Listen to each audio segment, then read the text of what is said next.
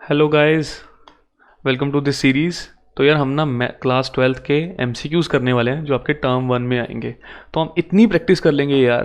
कहते हैं ना, maths is difficult, maths is easy, difficult भी है but practice is the key. तो चलो वही प्रैक्टिस इज़ द की को मूल मंत्र लेके क्वेश्चन नंबर 1 करते हैं। तो s is the function given 1 2 3 4 5, let a B s into S. तो ये कुछ भी हो सकता है, 1,2 1,4, है ना, ऐसे फंक्शन दिया है। Define the relation R on A as follows. तो एक रिलेशन दिया है आर पे, if A B comma C D, if and only if A D is equal to C B. तो उसमें आपको पूछे कि क्या ये रिफ्लेक्सिव है, सिमेट्रिक है, ट्रांजिटिव है या इक्विवेलेंस है।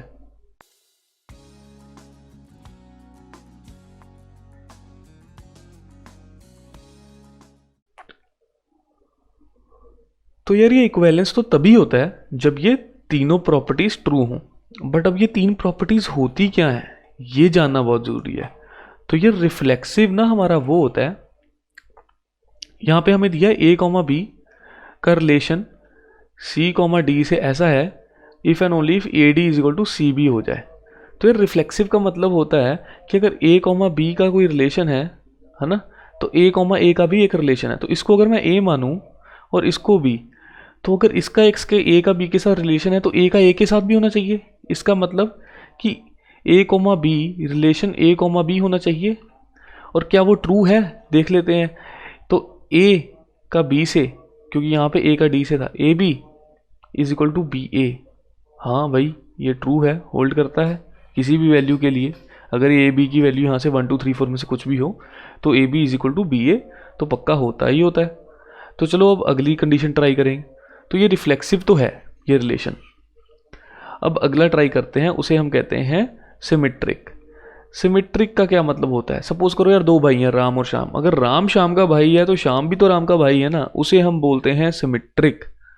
अब ऐसे समझो, चाहे तुम्हारे क्लास में ना ऐसा हर एक की बंदे के साथ ऐसा होता है कि हमारा एक बेस्ट फ्रेंड होता है जिसे हम अपना बेस्ट फ्रेंड समझते हैं, बट वो किसी और को अपना बेस्ट फ्रेंड समझता है। तो तुम उसको बेस्ट फ्रेंड समझो, वो तुम्हें नहीं समझ रहा। सिमेट्रिक रिलेशन कहाँ से हुआ। You are giving all in this relationship without getting anything in return. तो ये सिमेट्रिक रिलेशन तो है ही नहीं। तो इसको आप देखते हैं। तो ए कॉमा बी का रिलेशन हम करते हैं बी कॉमा ए से। ए comma B relation C comma D, ये हमारे पास दिया है, ये ए इसको बी माने। और सी कॉमा डी का रिलेशन ए कॉमा बी से। तो इसको ए को डी से कर दो, तो ये A D is equal to B C बनेगा। और दूसरे वाले में हमारे पास क्या बनेगा, C B is equal to D A. तो ये तो फिर से ट्रू है, दोनों एक दूसरे को सेटिस्फाई कर रहे हैं, रिलेशन सिमेट्रिक भी हो गया भाई, मानता है आपको बेस्ट फ्रेंड वो। तीसरा है ट्रांजिटिव। ट्रांजिटिव प्रॉपर्टी क्या होती है। तीन भाई हैं यार, तीन भाई छोड़ो, क्लास ही आपकी। आपने एक को भाई माना, वो अगले को भाई मानता है। We all are bros, we all are sis. तो अब इसको ऐसे चेक करते हैं। बेसिकली ट्रांजिटिव है तो ये ए कॉमा बी का रिलेशन है कुछ सी कॉमा डी से। तो ये बन जाएगा मेरे पास A D is equal to B C. अब ये सी कॉमा डी का हम रिलेशन बना देते हैं एक ई कॉमा एफ से। तो ये बन जाएगा C F is equal to D E बन जाएगा। अब सपोज करते हैं हम ये ए कॉमा बी का रिलेशन अब बनाते हैं हम ये ई एफ से। तो ये मेरे पास आ गया A F is equal to B E. तो क्या यार ये ट्रू है या नहीं। तो इसको ना हम थोड़ा सा इवेल्युएट करते हैं। इस बी को हम यहाँ पे क्रॉस मल्टीप्लाई नीचे करते हैं, तो A upon B is equal to C upon D. इसको भी हम देखते हैं, डी को cross multiply, C upon D is equal to E upon F. और इसको फिर से करके देखते हैं, तो A upon B is equal to E upon F. तो ये C upon D is equal to E upon F है, बट हमें ये तो पता है कि ये ट्रू है, ए upon B is equal to C upon D. तो ये अगर ट्रू है और ये भी ऐसे ट्रू हो गया तो ये भी हमारा ट्रू हो जाएगा। तो ये ट्रांजिटिव भी है ना। तीन भाई हैं, राम श्याम घनश्याम। राम श्याम का भाई है, श्याम घनश्याम का भाई है, तो राम भी तो घनश्याम का भाई हुआ। तो this is an equivalence relation. चलो अब नेक्स्ट क्वेश्चन देखते हैं। Let R be the relation is congruent to on sets of all triangles in a plane, then is it reflexive, symmetric, symmetric and reflexive, या equivalence. अभी just करके हटे हैं यार, इक्विवेलेंस क्या होता है, सिमेट्रिक क्या होता है। तो आर रिलेशन है कॉन्ग्रुएंट। तो अब समझो तीन ट्रायंगल लेते हैं, है ना, इक्विवेलेंस तक भी चेक हो जाएगा, T1 T2 T3। अच्छा यार, अब बोला है congruent, so every triangle is congruent to itself, है ना, हर ट्रायंगल अपने तो कॉन्ग्रुएंट होता ही है। और अगर T1 T2 के कॉन्ग्रुएंट है, कॉन्ग्रुएंट ये होता है ना ऐसे साइन, तो इसका मतलब कॉन्ग्रुएंट का मतलब शेप साइज सब सेम है, शेप एंड साइज सेम है। सिमिलैरिटी का मतलब होता है शेप सेम होता है, साइज हो या ना हो नहीं कोई फर्क नहीं पड़ता। तो शेप एंड साइज सब सेम है, तो T2 भी कॉन्ग्रुएंट होगा T1 के, सिमिट्री भी आपकी प्रूव होगी, रिफ्लेक्सिव तो है because every triangle is congruent to itself. अब T3 है, T2 is congruent to T3। अब जब यही प्रूव हो गया कि T2 is congruent to T3, तो इसका मतलब T1 मस्ट ऑल्सो भी कॉन्ग्रुएंट टू T3, है ना। तो ये आपका ट्रांजिटिव भी हो गया। तो ऑल इन ऑल आपका एक इक्विवेलेंस रिलेशन बन जाएगा। Total number of equivalent relations defined in a set is S is equal to ABC is. अब इक्विवेलेंट रिलेशन क्या होते हैं यार, one reflexive, symmetric and transitive. तो अब सेट दिया है ABC, तो अब मैं इसमें ना सबसे पहले रिलेशन एक ऐसा बनाता हूँ जो सारे रिफ्लेक्सिव हों। A, रिफ्लेक्सिव होता है, B, B, C। अब बच्चों ये ध्यान देना है, ये पूरा एक AA अपने आप में रिफ्लेक्सिव भी है, सिमेट्रिक भी है और ट्रांजिटिव भी है। जब ये किसी और के साथ पेयर नहीं कर रहा ना, तो ये मतलब अपने साथ ही है, तो ये ट्रांजिटिव तो बिल्कुल ही है, इसी के साथ रिश्ता है, इसी एलिमेंट के साथ। सिमेट्रिक भी है बिकॉज AA, अगर इनको तुम रेसिप्रोकल अभी तुमको इनको एक्सचेंज कर दो, क्या पता लगता है किसी को। सिमेट्रिक भी है, जो पहले A का दूसरे से रिलेशन है, दूसरे का पहले से है। रिफ्लेक्सिव तो है ही, A का A के साथ ही रिलेशन है। तो ऐसे करके एक R1 तो मेरे पास ये आ गया। R2 में अब बता दूंगा AA, BB, CC, और इनमें से कोई दो को अटैच कर दूंगा, A, B, B, A। ऐसे ही फिर मैं R3 में पूरा R1 AC, CA। R4 में मैं पूरा R1 ये ऐसा ही लेके BC, CB। और R5 में ये मैं पूरा R1 लेकर ये सारे ऐड कर दूंगा। तो ये एक पूरा मेरे पास इक्विवेलेंट रिलेशन तो बन गए, 5 टोटल बन रहे हैं। इससे आगे मेरे को कोई बना के दिखाए, इससे अलावा क्या बनोगे, इससे डिस्टिंक्ट कोई केस बनता ही नहीं। तो it's 5 is the correct option. Next question पे चलते हैं, चलो। अब आपको दिया है फंक्शन x2y डिफाइंड है। x2y डिफाइंड का क्या मतलब होता है, यहाँ पे x सेट है, यहाँ पे y, तो ये मैपिंग हो रही है x से y। x की वैल्यू -1, 0, 1, y की वैल्यू 0, 2। अब बताओ भाई y is equal to 2x4 है फंक्शन। तो सपोज करो हम सबकी वैल्यूज चेक कर लेते हैं। जब 2 में -1 डाला गया, -1 की पावर 4, -1 की पावर 4 1 होती है, तो ये बन गया 2। तो इसके लिए -1 के लिए तो 2 आएगा। जब 1 डाला तो वो भी 2 की पावर 1/4, तो वो भी 2 आएगा। जब 0 डाला, 0 के लिए 0, तो ये 1 1 तो नहीं है, यूनिक इमेज नहीं है -1 और 1 की, है ना, बट ऑन टू है बिकॉज हर एक प्री कोड में इनकी प्री इमेज है। तो मैनी 1 ऑन टू बन गया, C is the right option. अच्छा, question number 5, f is a function defined bye.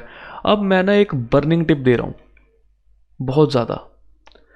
जब भी R पे डिफाइंड हो फंक्शन, x की वैल्यू R दी हो, या function R to R defined हो, और फंक्शन एक ऐसा हो जो एल्जेब्रिक एक्सप्रेशन हो जिसमें x की पावर 1 हो, degree of x is 1, always 1 1 on 2।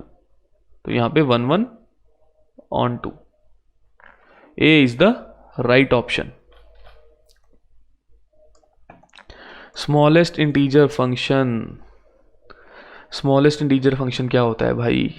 अरे यार, ये रिलेशन फंक्शंस में ना आपको थोड़ा सा अपना आसपास की नॉलेज भी ध्यान रखनी पड़ेगी, बिकॉज अकेला रिलेशन फंक्शन में ना यार कुछ क्वेश्चंस बनते नहीं है।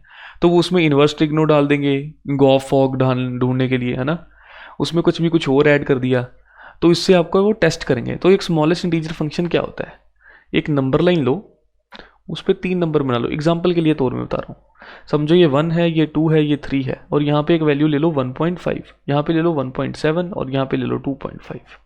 तो स्मॉलेस्ट इंटीजर फंक्शन आपको बोलता है कि आप जब भी उसमें कोई वैल्यू एंटर करोगे ना, तो उस नंबर के नंबर लाइन पे जो राइट मोस्ट, जो सबसे पहले राइट पे जो एक इंटीजर होगा वो होगा आपका स्मॉलेस्ट इंटीजर फंक्शन।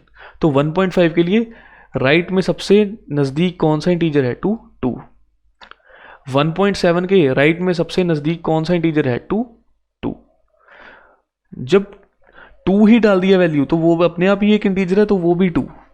2.5 है, उसके नज़दीक कौन सा इंटीजर है? 3, तो 3 इज़ द आंसर।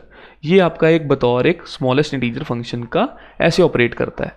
तब उसने बोला है यार मैनी वन है, 1 1 है क्या? अभी एग्जाम्पल में ही आपको मैनी वन मैंने दिखा दिया। 1.5 के लिए भी वैल्यू उसकी 2 आ रही थी, 1.7 के लिए भी 2। मैनी वन तो भाई होगी यार। और थोड़ा सा कॉमन सेंस से सोचो यार, 1 1 और मैनी वन कभी एक साथ हो सकता है क्या एक फंक्शन? तो ए और बी कतई नहीं हो सकता, सी ऑप्शन तो कभी नहीं हो सकता कि ए एंड बी इकट्ठा हो जाए। Let function be R2R defined by fx 3 - 4x।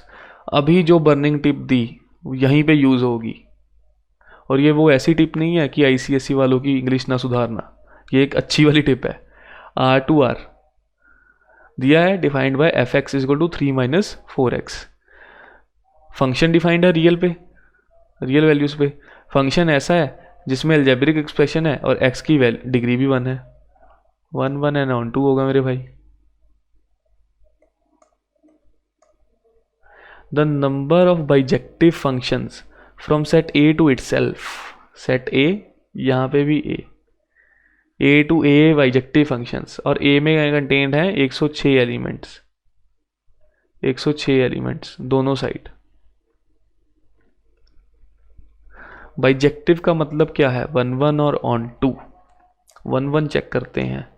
इस पहले के पास 106 ऑप्शंस हैं, दूसरे के पास 105 रह जाएंगी। ऐसे करते करते till the end there would be 1 option left for the last one for this 106 term. So this is something 106 factorial. तो 106 factorial times the number of relations can be formed. तो अब उन्होंने बोला है on 2। So if 106 times factorial times the 1 1 function can be formed, so is the case of on 2 also. So that's how bijective relations can be 106 factorial.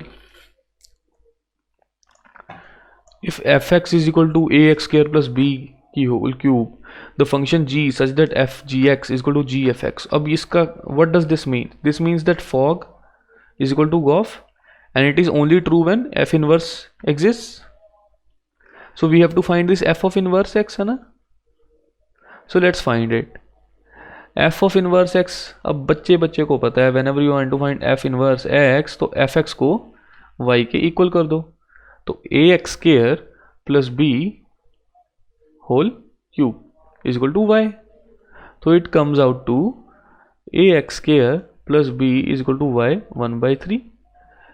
ax square is equal to y 1/3 minus b, and x square is equal to y 1/3 minus b upon a, and in the end I'll sum up x is equal to y 1/3 minus b upon a whole power 1/2 or whole square root. So this is the right answer. अब यहीं पे छोड़ना है subjective, जब भी आपको subjective exam आए तो यहाँ तक भी ट्रू है, बट जब आपको इसका f इनवर्स x बनाना है तो यहाँ y की जगह x डाल दीजिए।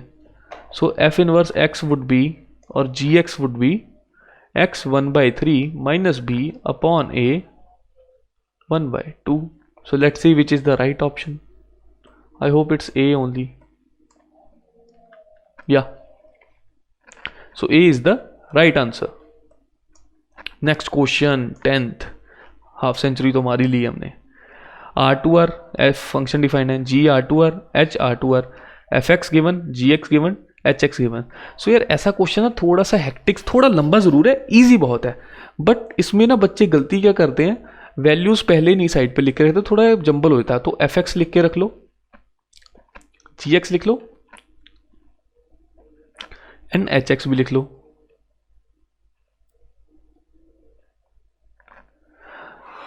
तो H of G of F कहा है आपको एक्स ढूंढने के लिए। सबसे पहले तो ये एफ एक्स रिवर्स इंजीनियर, अंदर से बाहर की तरफ एफ एक्स की वैल्यू डाली जाए और x is equal to pi by root 2 है।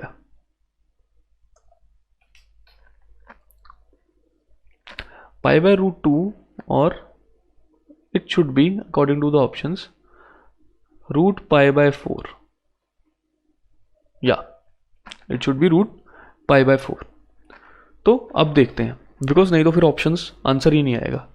तो अब देखते हैं, तो ये H of G of F x दिया हुआ है, it would be H of G of pi by 4 root pi by 4, उसका स्केयर लग गया तो रूट पाई बाय 4 का स्केयर हो जाएगा, this root would cancel, so then it would become H of G X. अब जी एक्स की क्या वैल्यू है, G X is nothing but tan X, तो ये ऐसे है, tan एक्स में हम पाई बाय 4 डाल देंगे तो ये बन गया मेरे पास H of tan pi by 4। अब ये पाई बाय 4 की तो यार बच्चा बच्चा वैल्यू जानता है, इसकी क्या होती है 1 होती है ना, तो ये एच ऑफ 1 हो गया और एच फंक्शन क्या है log x, तो ये log ऑफ 1 हो गया, तो ये 0 आंसर आ जाएगा। तो x की वैल्यू पाई बाय 4 है and the correct answer would be B 0।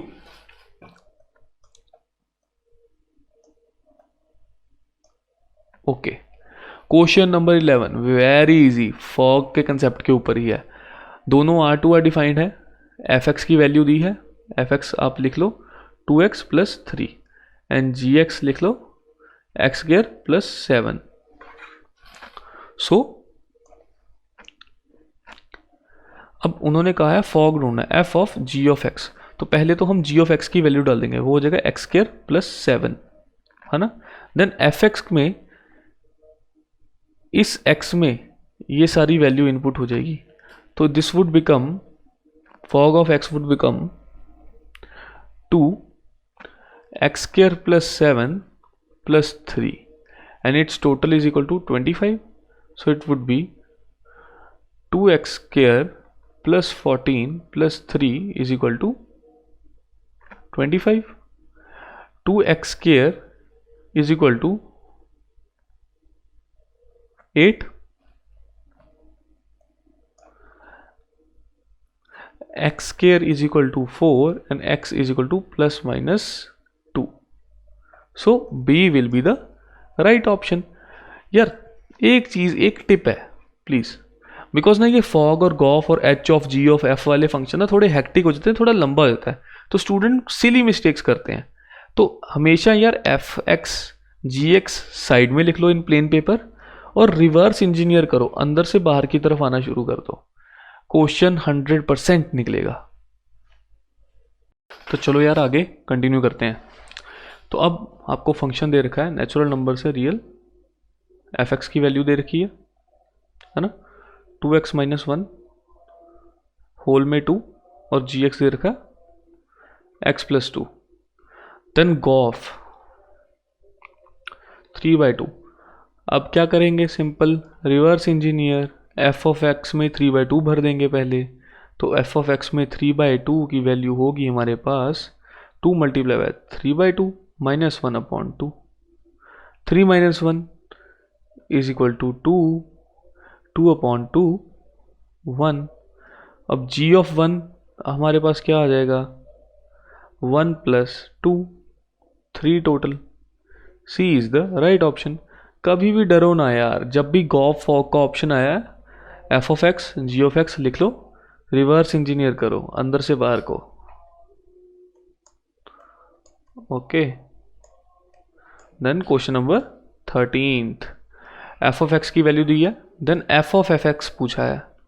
F of x क्या आ गया, x minus 1 upon x plus 1, तो अब एफ ऑफ एफ एक्स क्या हो गया, अब ये सारी वैल्यू फिर से x माइनस 1 एक्स प्लस 1, अब हर इन दोनों x में ये वैल्यू पुट करनी है, तो वो मेरे पास अब क्या बनेगा, ये मेरे पास बनेगा x minus 1 upon x plus 1 minus 1 upon में x minus one upon x plus one, है ना। तो चलिए इसको थोड़ा सॉल्व करके देखते हैं क्या बनेगा अपने पास। ये मेरे पास आ जाएगा x माइनस वन, ये ऊपर जाके मल्टीप्लाई हुआ तो बना ये minus x minus one upon में x plus one whole upon x minus one plus x plus one upon में x प्लस वन। तो ये दो वाले तो कट जाएंगे। अब ये यहाँ से ये कट गया तो ये आ गया माइनस टू अपॉन ये कट गया 2x minus one upon X. कितना डिफिकल्ट था यार, सिंपल सी कैलकुलेशन तो करनी थी। So B is the right answer. Question number 14 read कर लो यार एक बारी वीडियो पॉज करके, बड़ा क्वेश्चन है। तो फंक्शन f डिफाइंड है, g डिफाइंड है, h डिफाइंड है। f(x) की वैल्यू, gx की वैल्यू, hx की वैल्यू। सबसे पहला स्टेप क्या लिख लो, किसका क्या मतलब है, बाद में शायद क्वेश्चन में गलती ना कर दो देखने में हड़बड़ाहट में।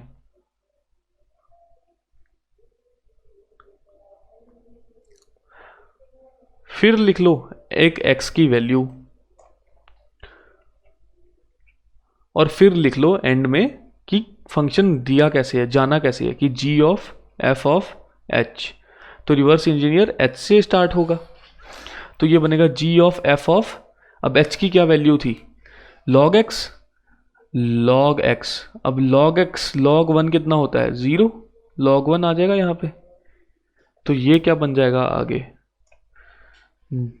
ये आगे चल के बन गया g of f of 0 because log one is equal to 0। तो ये बन जाएगा f ऑफ 0 की वैल्यू डाल देंगे हम अब इस x स्क्वायर में, तो 0 स्क्वायर 0, तो g ऑफ 0। अब gx क्या है अपने पास tan x, तो tan of 0 is the right answer. A is the right answer. कितना डिफिकल्ट था, step by step, one at a time. जैसे आमिर खान सर ने दंगल के टाइम वेट लॉस किया था, one day at a time. अच्छा, अब बाइनरी ऑपरेशन डिफाइंड है on the set Q plus positive on all positive rational numbers. Okay, A asterisk B is equal है AB upon 4। तो मतलब अगर 1 स्टेरिक्स 2 है तो मतलब 1 मल्टीप्लाई बाय 2 अपॉन 4 हो जाएगा, ये 1/2। ऐसा कुछ एक ऑपरेशन दिया है तो उन्होंने बोला यार इसको सॉल्व करो, 3 स्टेरिक्स इंटू 1/5 स्टेरिक्स 1/2। तो पहले ये ब्रैकेट को सॉल्व कर लेते हैं। तो ये बन गया मेरे पास 3 स्टेरिक्स 1/5 मल्टीप्लाई 1/2, तो ये AB होगा, है ना। 1/5 मल्टीप्लाई बाय 1/2 और अपॉन में 4 आ जाएगा। तो ये आगे बन गया 3 स्टेरिक्स 1/40। तो जब ये मल्टीप्लाई हुए तो ये 3/40 मल्टीप्लाई बाय 4, तो ये 3/160 total answer. A is the right answer. Question number 16, number of binary operation that can be defined on a set of 2 elements is simple, n का square, where n is the number of elements. 2 element है, 2 के 2 का square, 2 की power 4, 16 आ गया। A is the right answer. Formula क्या है, n square. अब binary operation और क्यों डिफाइंड बाय, अब ये बताना है कि ये क्यूमुटेटिव है, एसोसिएटिव है या दोनों है, बोथ A एंड B है या नहीं। तो कम्यूटेटिव का क्या मतलब होता है कि AB is equal to BA होना चाहिए ना, सिंपल सी बात है। तो चेक कर लेते हैं। तो A asterisk B is equal to 3AB upon 5। तो ये मल्टीप्लिकेशन में है, समझो A की वैल्यू 1 है और B की 2 सपोज कर लो। तो अब B स्टेरिक्स A किया मैंने, तो ये 3BA अपॉन 5। तो यार चाहे 1 को 2 से मल्टीप्लाई करो, 2 को 1 से करो, कोई फर्क पड़ता है नहीं। तो जब भी ऐसे मल्टीप्लिकेशन में आए ना तो ये कम्यूटेटिव तो पक्का है। अब एसोसिएटिव का क्या मतलब है, एसोसिएटिव आपका थोड़ा ट्रांजिटिव से मिलता जुलता है। एसोसिएटिव का मतलब है अगर A स्टेरिक्स B इसको पहले करके सॉल्व फिर स्टेरिक्स C से किया जाए, this must be equal to A asterisk B asterisk C। कि इस ब्रैकेट को पहले सॉल्व करके फिर ए से किया जाए, तो चेक कर लेते हैं। ए स्टेरिक्स बी अपने पास क्या आया 3ab अपॉन 5। अब इसको स्टेरिक्स सी से कर दिया तो ये अपने पास क्या बना 9abc अपॉन 25। अब इसको रिवर्स इंजीनियर करके देखो, इसको मैं तोड़ के लिख लूँ 3/5a और स्टेरिक्स डाल के या फिर मल्टीप्लाई डाल के b 3/5 b मल्टीप्लाई c लिख दूँ। तो ये मेरे को पता है कि b asterisk c equal to 3/5 bc होगा। तो इसको मैं पूरे को, ये जो यहाँ पे मेरे पास आ रहा है, इसे b स्टेरिक c लिख सकता हूँ। तो ये मेरे पास बन गया 3/5a multiply by b asterisk c। तो अब मेरे को पता है कि अगर मैं इस a को इससे मल्टीप्लाई कर दूं तो ये 3/5 abc बनेगा, कुछ ऐसा सा है ना। तो इसको रिवर्स इंजीनियर किया जब, तो ये फिर से a asterisk b asterisk c आ गया। तो इसका मतलब एसोसिएटिव भी ये है, कॉम्यूटेटिव एसोसिएटिव दोनों है। तो both a and b will be the correct answer. Question number 18th, let asterisk be a binary operation on set q of rational numbers defined as a asterisk b is equal to ab by 5. Write the identity for। अब identity का मतलब क्या होता है कि यार identity से अगर उसको मल्टीप्लाई किया जाए तो फिर से वही आ जाए, है ना। तो आइडेंटिटी से अगर मैं मल्टीप्लाई करूंगा ए स्टेरिक्स ई तो बाकायदा ये बनना चाहिए, अब बी को आइडेंटिटी ही समझ लो तुम, तो ये बनना चाहिए ए ई बाय 5, है ना। बट जब आइडेंटिटी से मल्टीप्लाई किया उसका मेरे को पता है, if a number is multiplied by identity it becomes itself.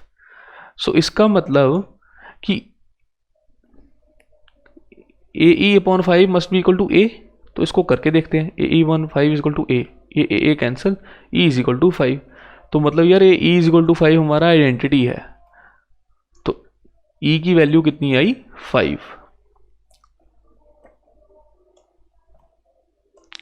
Question number 19th, binary operation defined on r-1 such that a asterisk b equal to a b plus 1। ये r-1 इसलिए दिया है ताकि यहाँ पे इन्फिनिटी नॉट डिफाइंड ना हो जाए ना, a/0 नॉट डिफाइंड होता है।